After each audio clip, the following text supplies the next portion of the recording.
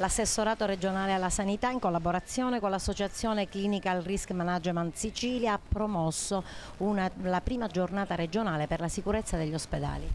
Sì, è un evento è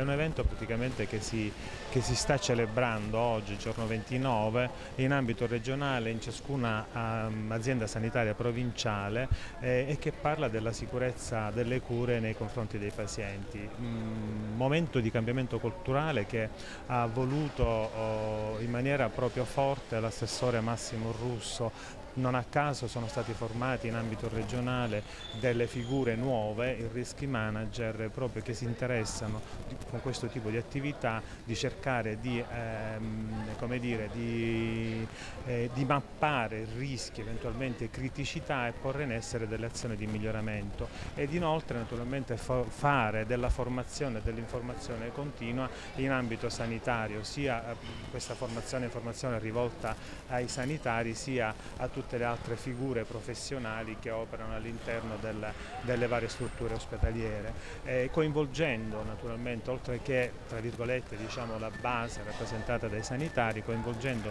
ai massimi livelli anche la leadership delle organizzazioni sanitarie. Quali i temi approfonditi stamane nell'ambito di questa giornata dedicata alla sicurezza degli ospedali? Abbiamo passato in rassegna in primis l'impegno del nostro movimento Cittadinanza Attiva, che ha fatto della sicurezza una sua priorità da sempre. Abbiamo analizzato gli spazi che la legge di riforma del sistema sanitario regionale ha attribuito ai cittadini e alla loro partecipazione fondamentale attraverso i comitati consultivi. Adesso stiamo approfondendo un argomento molto interessante per quel che riguarda la struttura del 118 nella nostra provincia.